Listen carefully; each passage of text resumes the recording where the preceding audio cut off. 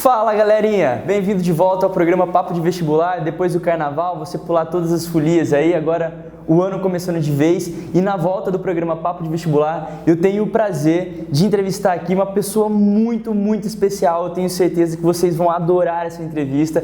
Ela é formada na Unesp em Letras, tem mestrado na Unesp, deu aula em faculdades há mais de 20 anos, em 3 cursos, já foi corretora há muitos anos de vestibular, de redação de vestibular, treinou uma equipe. Olha o tamanho do currículo dessa mulher. Além disso, é cronista, tem um livro de crônicas chamado Enquanto é Tempo. E saiu do forno ano passado o manual Redação Nota 1000, principalmente por conta desse manual que é valiosíssimo. Eu trouxe ela aqui, fiz questão dela falar bastante e ter várias dicas. Esse manual é focado para o Enem. Como todos sabemos, mais de 500 mil pessoas zeraram no Enem. Então, nós vamos falar tudo sobre a Redação Nota 1000 da Eliana Jacó. Então, fique com a gente até o final. Tem várias perguntas também dos internautas que ela vai responder. E, para fechar, ela ainda é dona de uma escola chamada Em Bom Português, professora de um curso especial de redação aqui na nossa região, referência da nossa região. Então fique conosco até o final. Essa entrevista você não pode perder com Eliana Jacó, professora especialista em redação para o Enem.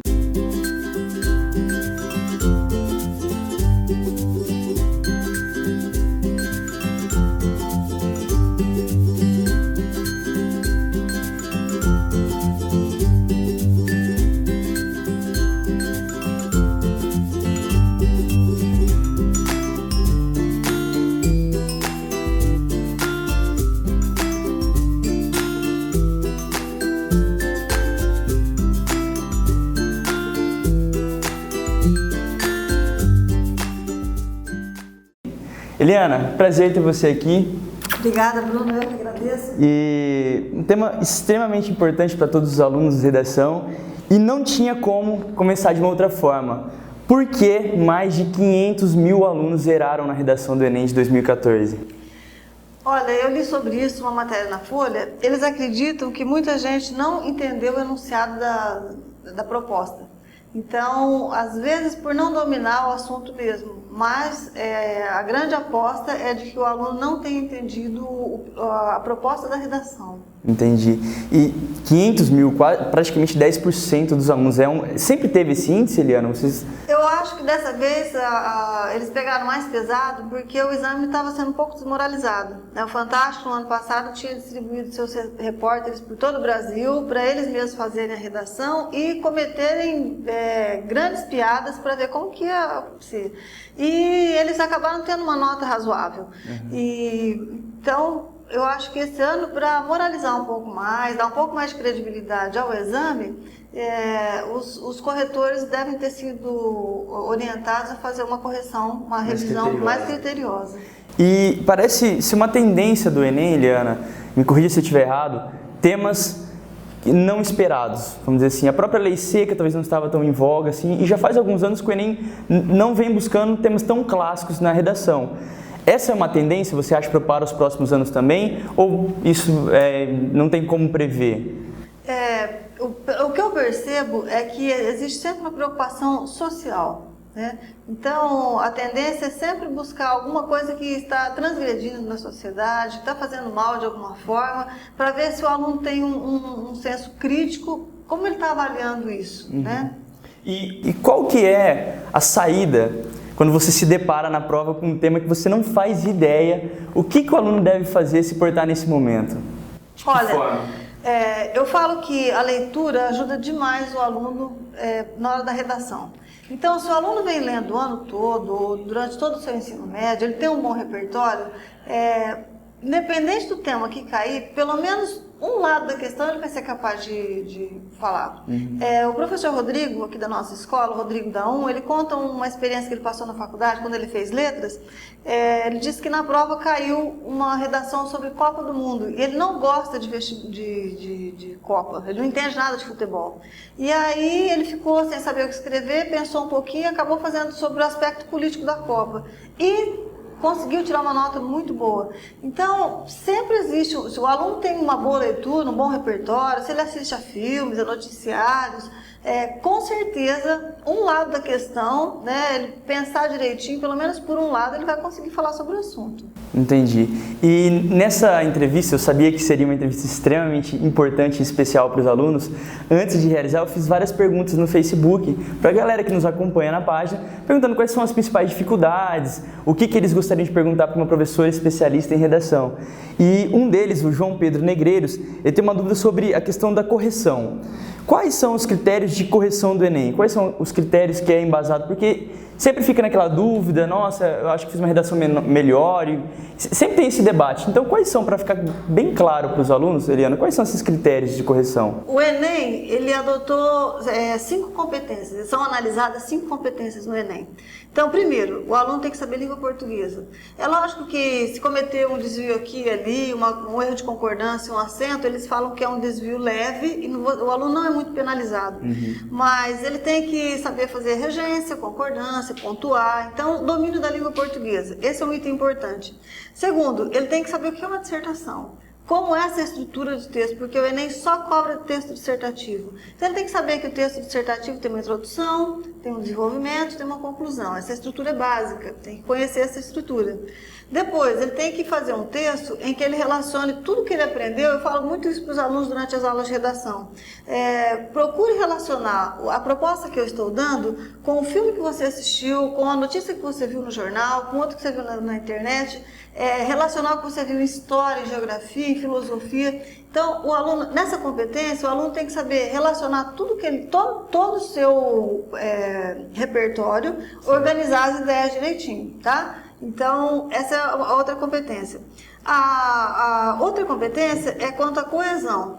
Então, não adianta você só jogar ideias no texto fragmentadas. Eu falo que se não houver um elemento de coesão para costurar as partes do texto, fica parecendo trailer de filme, tá? Tudo, né, estanque. Solto. Então, ele tem que saber costurar as partes do texto para ir dando sentido e a coisa ir progredindo, tá? Sim. E, por último, ele tem que fazer uma proposta que esteja de acordo com os direitos humanos, né? Respeitar os valores humanos. Então, ele não pode fazer uma proposta que transgrida isso daí. Se ele dominar bem essas competências, com certeza ele vai fazer um texto, né, organizado aí e vai conseguir ter um bom resultado. Entendi. E eu me lembro bem, Eliana, quando eu estava no ensino médio, e a gente sempre aprende uma estrutura básica. Para fazer não é uma regra, você pode, né, até onde eu sei, você pode fazer de uma outra forma, mas existe uma estrutura básica que, se você seguir, a sua possibilidade de acerto é muito grande. E tem alguns alunos aqui, o Edson Nunes e o Railton Moraes, que perguntam exatamente isso. Qual que é uma estrutura boa ou necessária para que eu possa chegar perto dessa redação nota 1000?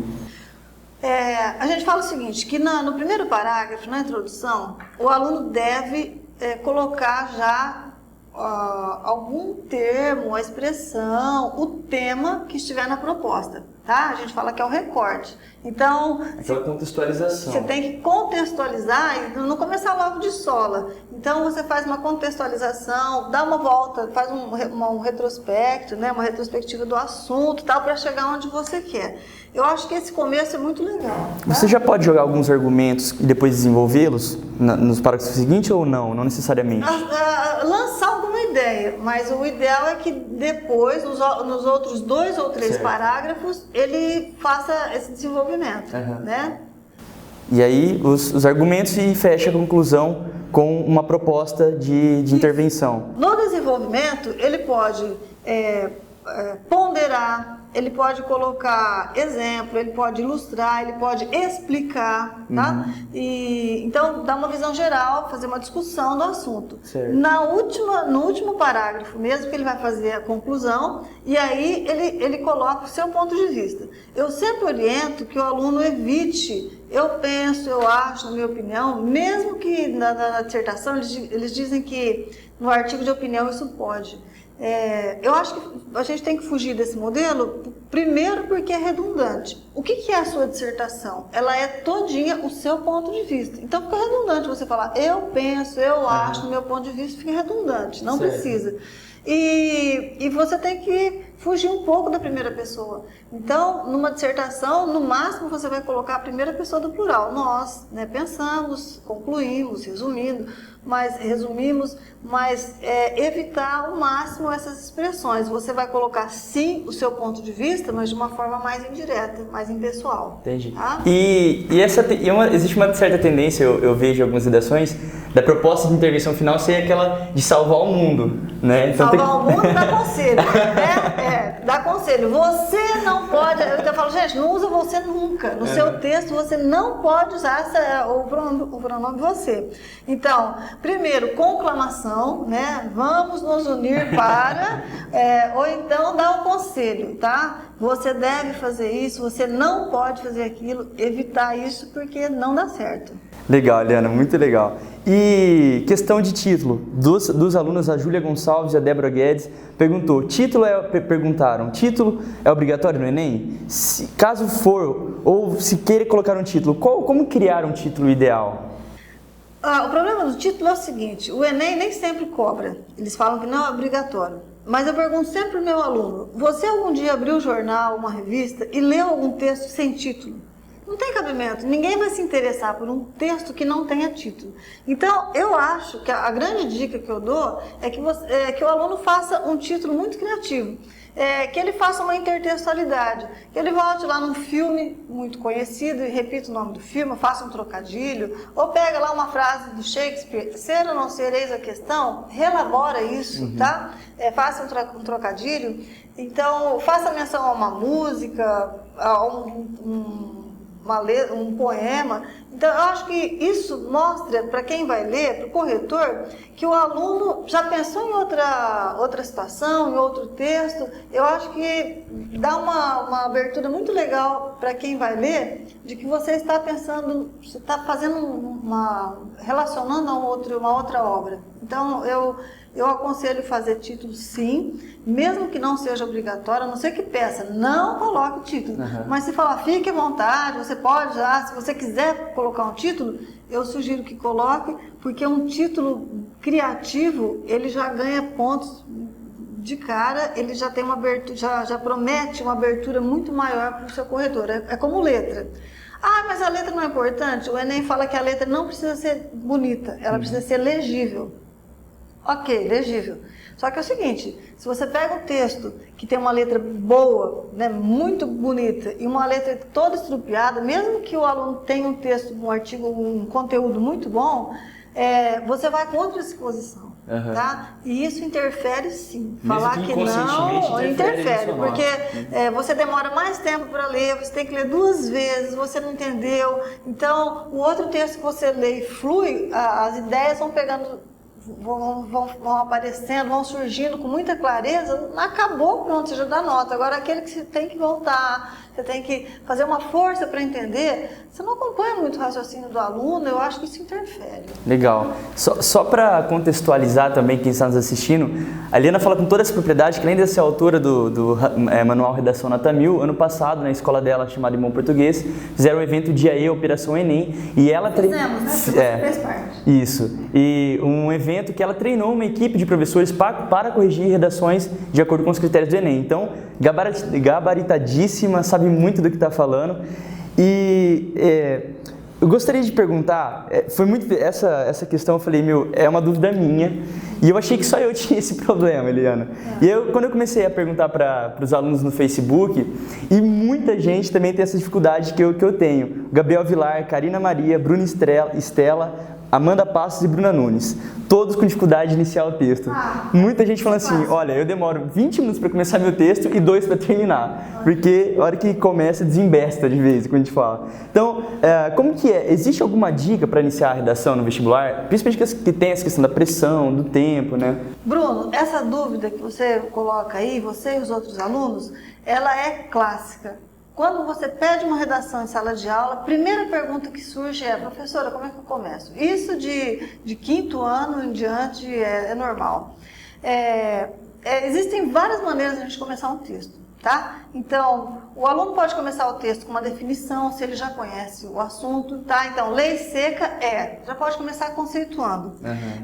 O aluno pode começar com uma pergunta, a gente chama de pergunta retórica, porque ele vai perguntar e depois ele mesmo vai responder, tá? Pergunta. Ele pode começar fazendo uma divisão. Então, os problemas do Brasil se dividem em tal, tal, tal, tal. Quem lê a sua introdução, ele tem que saber o que vem pela frente. Então, é muito legal quando o aluno divide as partes do seu texto, ele cita os assuntos que ele vai comentar, porque o corretor já percebe que ele tem clareza, né? O que vai vir pela frente. Isso é igual ao trabalho acadêmico, monografia, TCC, dissertação. Na introdução, você tem que deixar claro o que vem pela frente, né? Agora, pode começar também fazendo uma alusão, né? Então, essa alusão pode reportar a um texto filosófico, né? Então, segundo o filósofo tal, ou você pode fazer uma alusão bíblica, já começar com uma frase, né? Uma máxima bíblica, religiosa, pode ser também científica. Então, esse início, existem várias maneiras de iniciar o texto que o aluno pode se orientar, não precisa simplesmente começar todo mundo da mesma forma. Uma forma que é chavão, que eu peço muito para os alunos prestarem atenção e fugirem, aliás, não é uma forma, são várias formas, né? Como eu trabalhei 20 anos numa faculdade e a gente corrigia a redação dos vestibulares, teve um ano que eu anotei 11 começos que se repetem. Então é assim, ó, nos dias de hoje, no mundo de hoje, nos dias atuais, no mundo em que vivemos, esses começos todos, eles desanimam o corretor, porque na hora que o corretor pega, ele fala, mais uma. Então, por que a gente pede para evitar isso? Primeiro, porque é chavão, tá? Muita gente começa assim, não tem originalidade. Segundo, porque se você pensar, 99% dos assuntos não são do mundo de hoje. Sim. Ah, mas pedofilia é novo. Não, pedofilia, o nome é novo. Mas sempre existiu pedofilia. Ah, mas bullying é um assunto novo. Não, bullying, o nome, a abordagem é nova, mas o bullying sempre existiu, né? E não é só na escola, bullying acontece no trabalho também, tá? Então, você falar que é no mundo de hoje, eu acho que o único assunto que cabe falar do mundo de hoje é a tecnologia, que muda todo dia e você não acompanha. Então, nesse caso, tudo bem. Mas até aí eu peço para evitar esse começo, porque é chavão e desanima quem vai fazer a correção. Tá? Muito bom. E, Eliana, para terminar esse nosso papo, que eu tenho certeza, foram muitas, inúmeras. Antes de terminar o vídeo, eu gostaria muito de agradecer a todos esses alunos. Peço desculpas àqueles que eu não li a pergunta, porque foram muitas mesmo. E isso até já abre um precedente para lhe convidar para próximos programas aí com a gente, né? E para terminar então esse papo, que eu tenho certeza que foi muito proveitoso para todos os alunos, quais são os passos, alguns passos para o aluno ter uma redação nota 1000 no Enem de 2015? Bom, quando o aluno me procura para fazer o curso de redação, a primeira pergunta que eu faço para ele é o seguinte: você lê? O aluno tem que ler, tá? Por dois motivos. Primeiro, para ele se informar. Não adianta ele saber fazer uma boa dissertação e cair um tema que ele não está atualizado, ele vai rodar, tá? Então ele tem que estar atualizado. Ler para se atualizar e ler para aumentar o repertório dele de palavras, de ideias. O aluno que lê bastante, ele não fica parado assim, buscando a palavra, buscando a ideia, ele não perde tempo. Então, a leitura é fundamental. Segundo, escrever. Redação é treino. Teve muito aluno que fez um ano de redação com a gente, depois mudou de cidade, parou de fazer redação, e esses alunos disseram que quando eles prestaram o outro vestibular, a nota caiu bastante. Isso significa que você não aprende a fazer redação e está pronto para o resto da vida.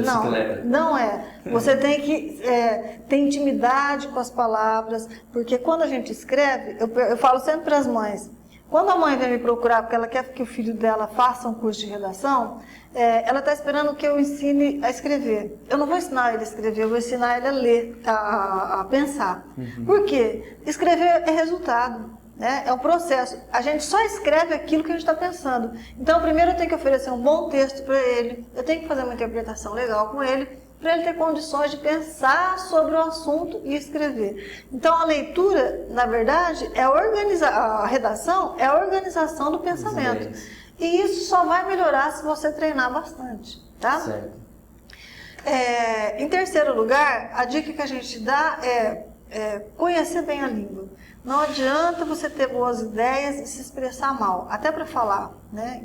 Qualquer profissional de qualquer área, se ele se expressar errado, se ele falar um português muito ruim, ele perde credibilidade. Então, se você for um veterinário, um advogado, um médico, se ele cometer erros de português, você começa a desconfiar de que a competência dele não é tão legal assim, ele também não domina muito a área dele, porque você pensa, bom, se ele não sabe bem português, se ele não aprendeu bem a língua, né, ele não vai ser bom na área dele. Então, saber português, conhecer bem a língua, isso é fundamental. E eu acho que é isso. E especificamente para fazer o Enem, dominar bem as competências, saber muito bem o que a banca do Enem espera do seu texto. Se o aluno tiver muito claro quais são essas competências, eu acho que ele consegue escrever um texto bom. Então esses são os 4 passos para o sucesso na redação do Enem: ler, escrever, conhecimento da língua e saber as competências do Enem. Eu acho que com isso aí o aluno tem grande chance. E Eliana, e tudo isso que você falou está aqui, Redação Nota 1000? Esse livro é resultado de 32 anos de trabalho. E eu não vejo muitos livros específicos dessa área. E o manual da Abril eu acho que é muito bom, mas depois de 32 anos trabalhando na faculdade, na escola pública e no meu curso de redação, eu percebi que a seleção que eu tinha de textos e a experiência que eu tinha acumulado já era suficiente para eu montar um manual com a minha cara, com a minha marca, com tudo que eu acho que é importante o aluno saber. Então, esse manual... E ele é focado para o Enem? Ele é focado para o Enem, mas eu mostro os problemas e as qualidades de texto nos textos que eu mesma escrevi, né, que eu sou cronista, escrevo no jornal há mais de 10 anos, já publiquei um livro de crônica. E então eu peguei textos meus e textos de outros autores para mostrar problemas de redação. Então, o que é generalização? Eu mostro isso no texto do Luiz Fernando Veríssimo. O que é chavão? Eu escrevi uma crônica sobre chavão. O que é pressuposto? Então, eu mostro problemas gramaticais, né? Eu mostro os problemas dos conteúdos, os erros, né, de conteúdo, e no final do manual tem 2 cartas de filmes que eu acho muito interessantes também. Os alunos têm que saber que alguns filmes vão ajudar muito na hora de fazer um texto. Uma carta de filmes foi feita pelo professor Bruno, né, que é professor de Ciências Sociais, formou em Ciências Sociais, então tem uma visão muito legal. E a outra carta de filmes foi feita pelo Rodrigo Daum, professor de Letras, que tem uma visão também diferente, porque ele é mais voltado para as artes. Então, uma lista de sugestão de temas que estavam no blog do Enem. Então, é um manual que traz redações que já foram bem avaliadas, que tiraram nota 1000 pelo Enem. Então, eu mostro, olha, gente, o Enem espera esse tipo de texto aqui. Eu não sei, eu funciono muito com um modelo. Se me derem um modelo, eu vou. Então, eu acho que é legal a gente ter um modelo para o aluno, porque o aluno também fica achando que uma redação nota 1000, ela é muito complexa, ela é muito difícil e tal. E a gente, quando pega uma redação que foi bem avaliada pelo Enem, a gente vê que é um vocabulário muito simples, as ideias são muito simples, só que tem muita clareza, a pessoa tem uma intervenção legal no final, ela dá uma sugestão boa, né? E, então, eu acho que espanta o medo um pouco do aluno. Então, eu acho que o manual ficou assim, com dicas que eu sempre considerei importantes para quem ia prestar um exame do Enem. E ele tá vendo, Eliana? Quem está nos assistindo quiser adquirir o manual Redação Nota 1000, como faz? Bom, a gente está vendendo pela internet, né? Certo. Deve aparecer aí no seu vídeo o site agora, nesse momento. Quem quiser, já clica aí então e adquire o manual da Eliana Jacó, Redação Nota 1000. Isso. Eliana, muito prazer ter você aqui. Prazer de coração mesmo. Obrigada, espero que tenha contribuído de alguma forma para que vocês saiam bem nas redações do Enem. Com certeza, prometo que antes da prova do Enem eu trago ela de volta aqui, a agenda dela é bem cheia, mas eu consigo trazer ela de volta e te responder novas perguntas. Então, gostaria de agradecer muito a todos os alunos que fizeram perguntas para a Eliana sobre redação. Peço mais uma vez desculpas àqueles que eu não respondi, mas prometo que numa próxima entrevista com ela nós vamos responder outras questões sobre redação também. E isso coloca ainda mais importância de você participar do nosso programa. Se você quiser saber sobre outros temas ou outros cursos, coloque seu comentário aqui abaixo. Se você curtiu esse vídeo, curta então também aí no YouTube e indique para outras pessoas esse nosso vídeo e outros também do nosso programa. É isso aí, esse é o Papo de Vestibular de hoje sobre redação com Eliana Jacó, autora do Manual Redação Nota 1000. E até a próxima, pessoal!